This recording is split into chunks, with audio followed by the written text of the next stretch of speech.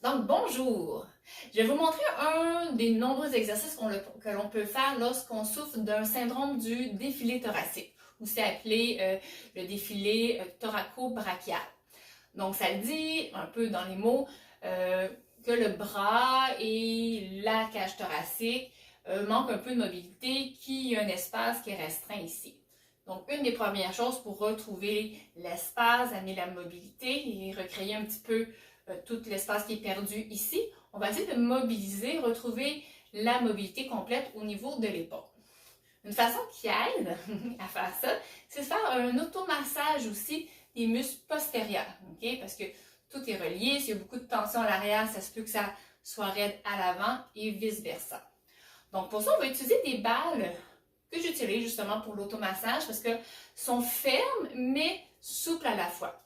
Okay? Donc, c'est pas une balle mousse qui va s'écraser, mais c'est pas une balle dure comme une balle de tennis. Elle va quand même rentrer tout doucement dans la musculature sans l'écraser. Si vous n'avez pas de balle de ce type-là, vous pouvez prendre une balle de tennis, par exemple, mais je vous conseille de vous installer sur un matelas.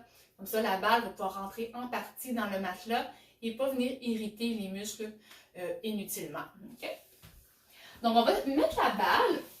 On va la déplacer au cours de l'exercice. On va vouloir mettre la balle entre la colonne vertébrale et l'omoplate. Et on va pouvoir la déplacer vers la nuque et plus bas au niveau thoracique. Okay? Je vais commencer en la mettant à peu près au milieu de la région que je voudrais travailler. Donc, je la mets ici. Donc, on évite de la mettre sur une surface osseuse. Déjà là, ça fait du bien. On garde les genoux fléchis. Parfait. Donc, tranquillement, sans forcer, on va monter le bras. Dès qu'il y a de la résistance, on arrête. On ne force pas. Et on continue tranquillement. J'essaie de combiner la respiration avec le mouvement. Donc, j'inspire. Expire. Et je monte tranquillement. Parfait. Je pourrais déplacer la balle un petit peu plus haut.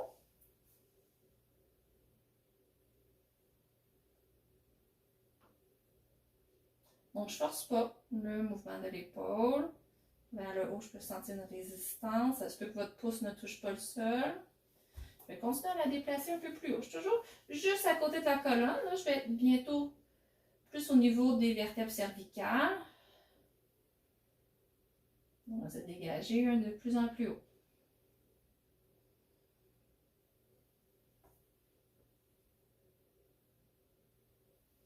Je vais monter. Donc, c'est vraiment la musculature que je veux relâcher.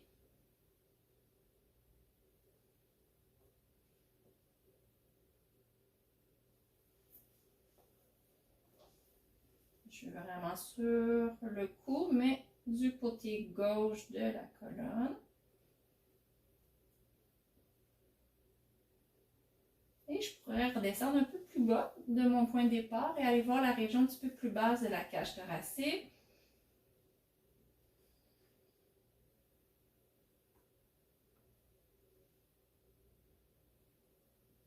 Tranquillement.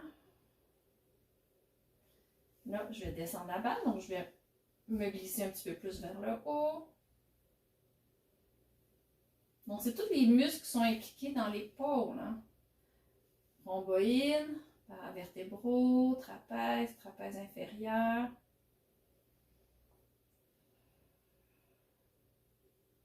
Et je vais essayer un dernier un petit peu plus bas. Donc, ma balle est presque vis-à-vis l'angle inférieur de l'omoplate.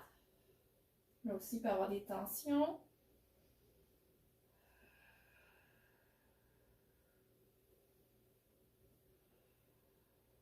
OK. Donc, je ne l'ai pas fait trop longtemps. Je pourrais le faire plus longtemps. On va juste comparer de l'autre côté. Parfait. Donc, si je compare mes deux épaules, sans forcer, hop, ce bras-là arrête ici. L'autre, il va naturellement au sol sans résistance, sans que j'aie à faire un effort. Pas une grosse différence, mais suffisant pour sentir qu'il y a quelque chose qui s'est passé. Bien sûr, vous allez le faire de l'autre côté parce que l'autre côté va être jaloux Et ce serait de le refaire tranquillement à tous les jours ou à tous les 2 jours pour augmenter. Vous avez vu, je n'ai pas forcé. Ça se peut que votre bras n'est pas plus loin, mais avec le travail conjointement de la balle qui relâche en arrière et l'étirement en avant, il y a de la mobilité qui s'installe et il faut voir ça sur un long terme. D'accord? Merci beaucoup. Bonne pratique.